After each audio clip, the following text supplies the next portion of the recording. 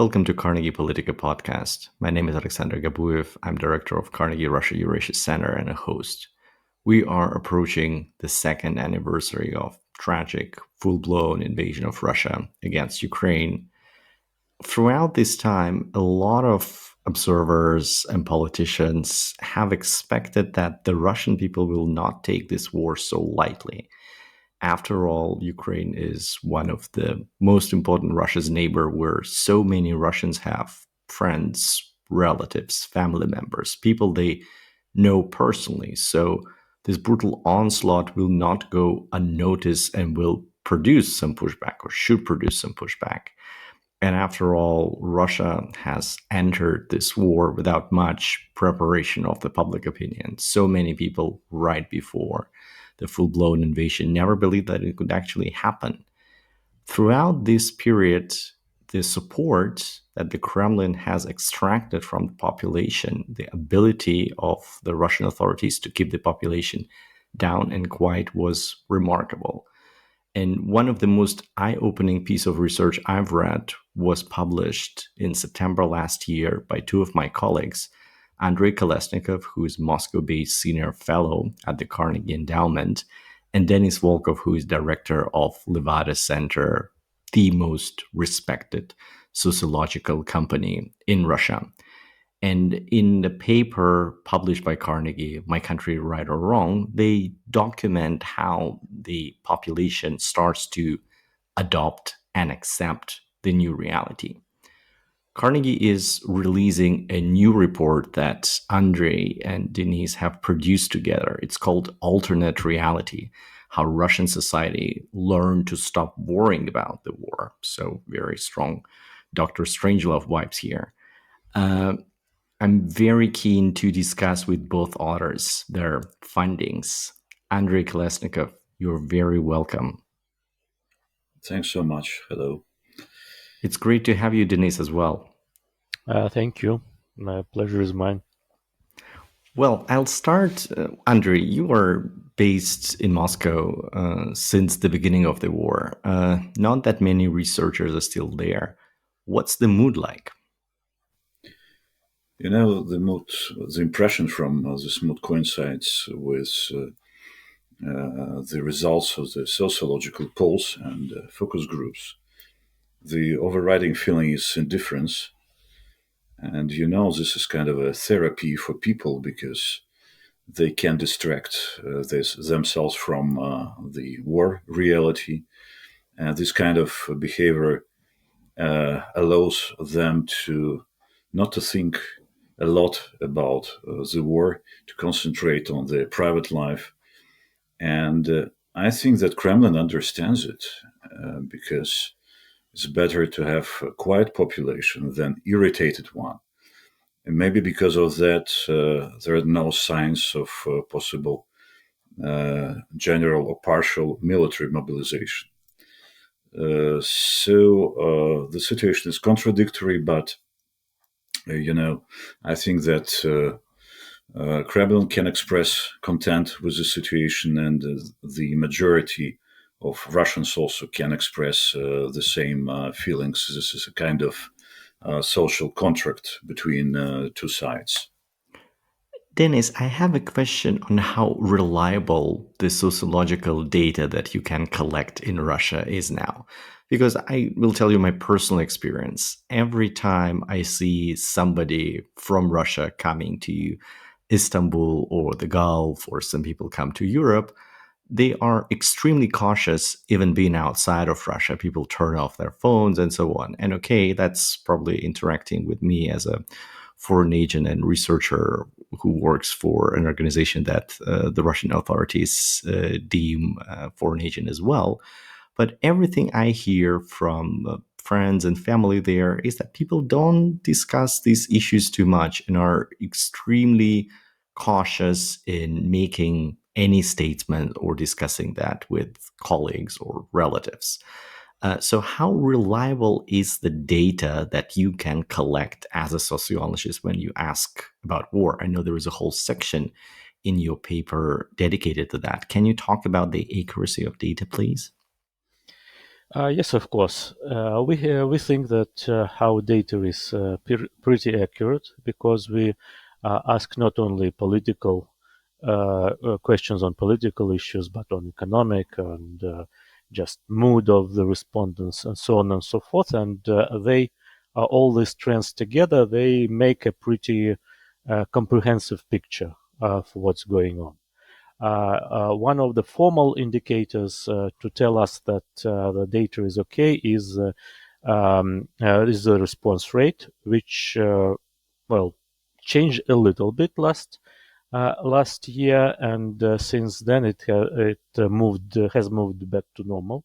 It's about 30 percent in our last survey. For example, it was about the same in 2021.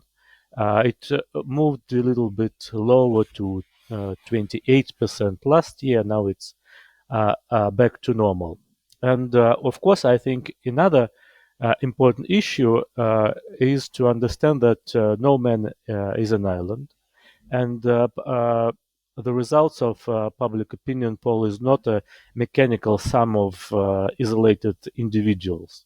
It's we measure the dominant mood, dominant opinion, who actually um, presses individual to comply with the dominant mood. So it's more or less indicates how people behave themselves in the public, what will be their uh, moves in the public. So yes, we think it's pretty accurate, especially that we complement it with the results of focus groups and just observing the situation in the streets, not only in Moscow, in other cities as well. Thanks. Andrei, I read your paper with Denise more than a year ago. It was published in September. And my impression was, oh, they nail it. That really puts a real scientific basis and data figures under everything what I observed, not being in Russia, but all the circumstantial evidence available to me that people internalize the war and start to accept that. That was before the major mobilization in end of September. But I think that your paper described that less than or around 20% of people are anti-war, but also repressed and silent. There is a core on the opposite part of the pendulum of real kind of hardcore war supporters, and also around 20%.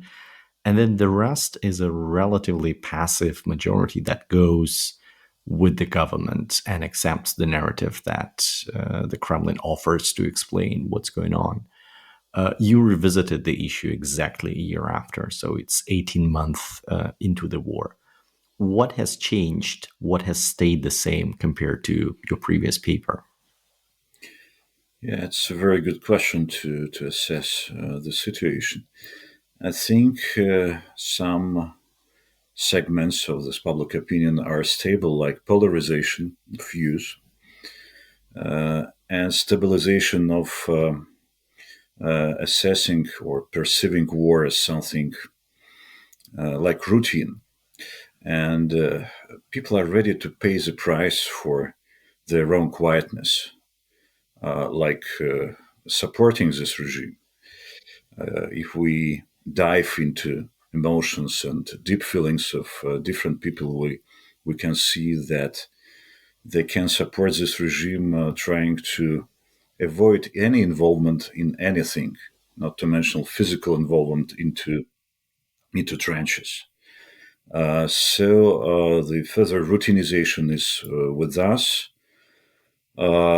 Some people do not approve this war, but they justify it to themselves, to their friends, to their environment, and they're still trying to hide from reality.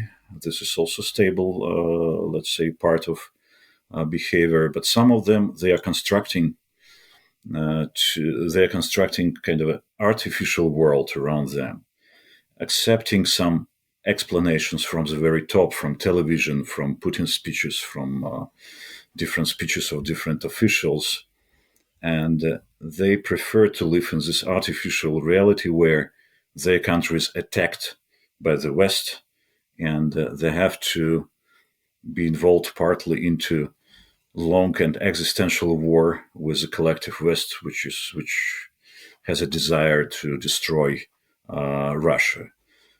This is a bit new. Can you talk, Denise, about the I think that this picture of 20% anti-war, 20% hardcore supporters, and then 60 in between is more or less stable. What is the demographic and regional distribution? I think that from your paper, it appears that people who tend to not support the actions of the Russian army in Ukraine are mostly on the younger side and urban educated side. So these are people in the large population centers. Is that a correct depiction of what's going on? Yes, yes, it's more or less accurate. Of course, we need to understand that even in younger groups, people tend to support what's going on. Though this support is not as hard as with the older generations, where it's more intensive. I would say that opposition to this war concentrates in the within the group who is oppositional towards the government. Who was oppositional before the war started and remaining oppositional now. So those who don't support Putin, who do not approve of the government, they tend not to approve what Russian army is doing. So I think this is the main group who is absolutely anti-war, anti-militaristic. At the beginning, it was more. It seemed more evident that people in the biggest cities were more anti-war. As the war drags on, it's not so obvious now. And as Moscow, the biggest city, is also a city of civil servants, of those who benefit from the state. Now Moscow is, I think, the polarized city, with many who support and those who don't support and who actually was going out to protest and then was detained. So yes, this open protest was concentrated in the biggest cities, but the moods in general in biggest cities, they are more diverse. And we also see that these are exactly the groups that probably have means and ability to go outside of Russia and that immigrated either after the war has started or soon after the partial mobilization was called in. So probably these are people that are less visible in the data set that you assess. Which cities did you do the in-depth interviews and focus groups? Well, it was the cities that we were occasionally doing some groups, such as let me remember. I think St. Petersburg. I think we went to Komi. We went to some cities in central Russia. I think about uh, 5, 6 cities throughout this 15 months or so that which are present in this survey. So it's not only Moscow, not only biggest cities, but also average towns, and you see that the moods are more or less the same. Exactly as because as Andrei said that the majority are not directly involved into this, and as they're not directly involved, they can uh, go by and live more or less normal lives. I found something very interesting, Andre, that in your paper you describe what does it mean that people support peace talks, because you hear all the time that, oh, but actually 50% of Russians or even more support peace talks with Ukraine still. And that's also supported by the data that you provide, that 50% of people you've polled support peace talks. But then there are very important nuance that you discover both in polling and in the focus groups. Could you talk about that? Like how actually people are accepting not only the fact that there's going to be peace talks and then Ukrainians agree to conditions that the Kremlin will impose, but also to kind of engage in give and take diplomacy that means some compromise and something that Russia should give away. Generally, the behavior of the population, of the majority, is quite, let's say, opportunistic, because the peak of peaceful mood was during the partial mobilization a year ago.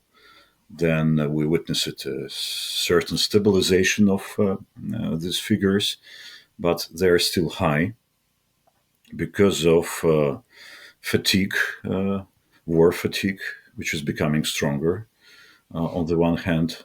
On the other hand, this is kind of a self-assessment of this majority of Russians. We are peaceful people.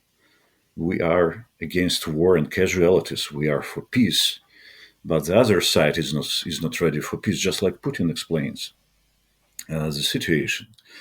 And yes, we want peace talks, and at the end of the story, the peace is such. But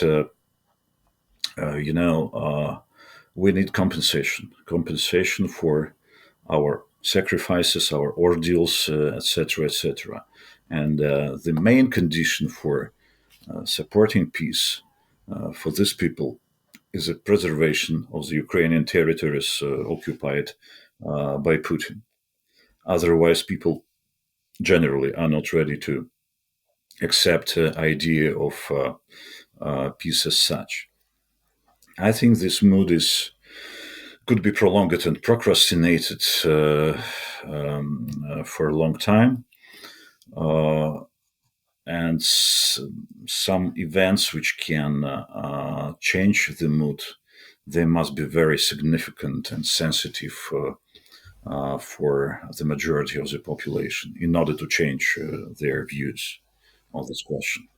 It's clear, and I agree that no person and probably no people would want to call themselves aggressor. Like it's a tiny majority in every society that leads an aggressive war that would say like, oh, this war is totally unjustified. And then as more and more information in a democratic process, like we look at the perception of war in Iraq and the US, will change the social mood, where in Russia, this alternative sources of information are not necessarily available to the majority. So it's obviously very easy to say that, we lead a defensive war, and this is why this is a just war.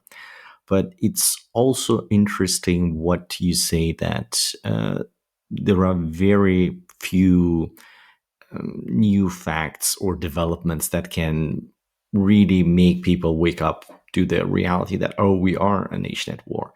And one of these new facts last year were drone strikes against Moscow and just really growth in Ukrainian attacks against Russian territory. And the argument at the time was that it's not only about disrupting Russian logistics or supply of goods like fuel or rail cargo that's supporting the war machine, but also is an attempt by Kyiv to send a message to the Russians that, hey, the situation is not normal, you are at war, and the costs are rising. So trying to wake people up.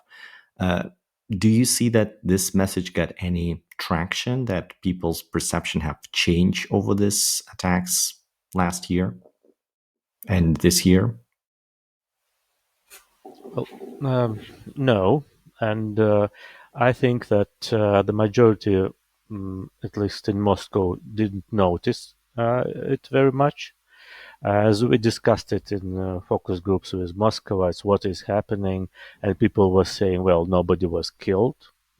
It was on the next street to where I live. So, well, why bother? But what we see from the surveys from our colleagues done at the border regions, we see that the involvement into direct conflict or in direct war, it actually hardens people, and people became more supportive of Putin, of Russian army, because war is coming. To their homes, and it's at least it is the immediate effects. And as they were limited. It didn't change the perception of the war that much. There were several, I think, main events that did it. Actually, the beginning of hostilities, of course, and it consolidated public opinion behind Putin because already when this confrontation was beginning, when there was no hostilities, already people were putting the blame on the United States and the West.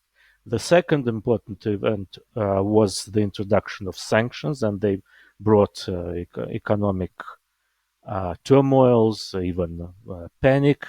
But as the government was able to kill this panic, it more or less didn't affect that much. And already by April and May, people were get used to this. And the third major event was partial mobilization, which became even a bigger shock than the beginning of the war itself. Exactly because people felt that now it might concern them directly. But as it became partial, and as it was soon over, we saw that by the end of last year, the moods were uh, getting back to normal. It's very interesting that you mentioned that, Denis, is really the partial mobilization at the end of September last year shows a huge spike in public concerns and the feeling that things are going into wrong direction and panic. But surprisingly, not the Prigozhin mutiny. Do you have an explanation why? Was that noticed at all? Well, Prigozhin became very interesting figure by spring last year, especially when Bakhmut was taken, and he became just entered the top five figures with the highest trust and approval ratings. So very important, very interesting because he was just in the middle of fighting. He was reporting from there, and people listened to his criticism of Russian military and so on and so forth. But the mutiny itself, as it was very rapid, the majority found out about this mutiny afterwards, when Putin already made his judgment, and he said that stab in the back, not wrong, not right, not good. Uh, Prigozhin is traitor, and well, the majority felt this way with Putin. And another important move that the government made, it was expropriation of Prigozhin's alternative media empire. As soon as he um, was banned from this alternative access to the people, he was out of touch with them, and we saw how soon people just forgot about him because he was not in the media anymore, and the people. As in focus groups we heard, yes, they were saying, well, Prigozhin was a good guy, was even before he was killed in a crash. So he was history even before he was killed because he didn't have this alternative access to ordinary people. Very interesting. Andrei and Denise, reading your work, I'm not getting surprised. I think that again, it correlates with everything I see, not working on data. And it's, I think, supports everything I know about my country. But it makes me very depressed. I think it's many of us who oppose this war. Can you walk us through the building blocks of why? Why do people feel that way? Why do they not challenge the narrative that's provided by authorities? Again, so many people know somebody in Ukraine who is directly affected. This is not simply anticipatory obedience, which is typical for this kind of regimes, authoritarian regimes, or half totalitarian regimes like Putin's. This is about learned indifference. This is a way of behavior, how to survive, because we're talking about very hard period for any person in this society, whether he supports war or not. But the question is how to find the way, uh, how to survive this period, how to find the exit, a proper exit from these dark times. And people prefer to behave opportunistically, to adapt to the situation. This is normal. We know a lot of historical examples of this kind of behavior, especially in totalitarian or authoritarian regimes. It's better to be in the mainstream. It's better to be invisible. It's better to be silenced. It's better not to be vocal. Or if you want to demonstrate your voice, you must support. You must be the part of the society in terms of implementing your civil duty in supporting the authorities, or in terms of morally approved, encouraged behavior. But again, we're talking about the majority. But in this sense, majority is a trendsetter in this society. And maybe because of that, people are trying to be in the center, to be in the middle, to be in the mainstream. When we're talking about people who are against this war, against Putin, their influence is limited by the very political possibility to change anything in this country. They can't go to the streets. It's impossible in this kind of regime. You could be arrested. You could be imprisoned. But we do not pay a lot of attention to, let's say, invisible for Westerners or somebody else resistance, sometimes mute resistance of millions of people in this country. They do not approve Putin. And we really think if we can extrapolate figures of respondents, the level of disapproval to the population of Russia, we shall see that we are talking about really millions of people in this country. If we I try to make a prediction for the next year, I would see more of the same hardening support for the war, further normalization and internalization, because the regime seems to be stable. The situation at the battlefield is a stalemate that doesn't favor Ukraine and doesn't disadvantage Russia to a large extent, except for the numbers, undisclosed numbers of body bags arriving and money being paid for families to lose their loved ones or for their loved ones to return as cripples.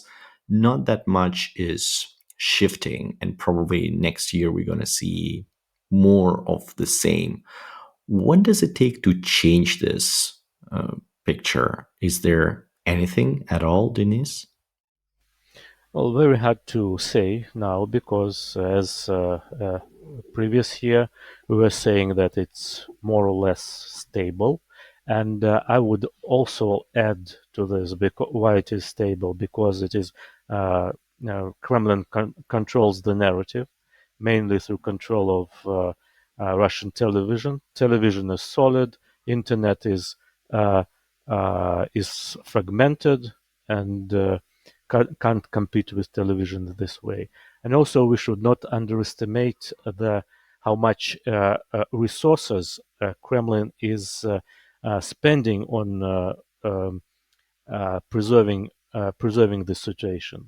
For example, all these social benefits were indexed, the pensions and the salaries of state workers were raised. And if we are talking about how much money the participants of this special military operation got, to give you a better understanding, our average not even median income in Russia is about 50 $500. In a poor region, it's about 30 $350, and the participant of a special military operation gets $2,000 per month, and that's how this war is maintained and why people stay calm and why they even support what's going on, because especially the poorest parts of population, they are feeling better, not people in the biggest cities and middle class who is suffering, but also have resources to adjust to the situation. So that's why it is so stable, and that's why I don't think it will change that much next year. Okay, so money plays a role in what you describe. Is that somebody who is fighting there in Ukraine gets 4 times the average or nearly Even seven more. times the average of income in poorer region? That definitely makes a difference, and the windfall definitely translates into more support. So in one of the next episodes, we probably should talk to some colleagues at Carnegie who work on the economy to walk us through the numbers. I'm very grateful for your work, Andrei and Denis. It's really an honor to be your colleague, and thank you. Hang in there. I really encourage everybody to read the report. The Russian version has also been published. It's a reading that's mandatory for anybody who follows this conflict because it helps you to arrive at a very sober, clear-eyed picture that's supported by data. Thank you so much, Andrei and Denis. Be well. Thanks a lot. Thank you.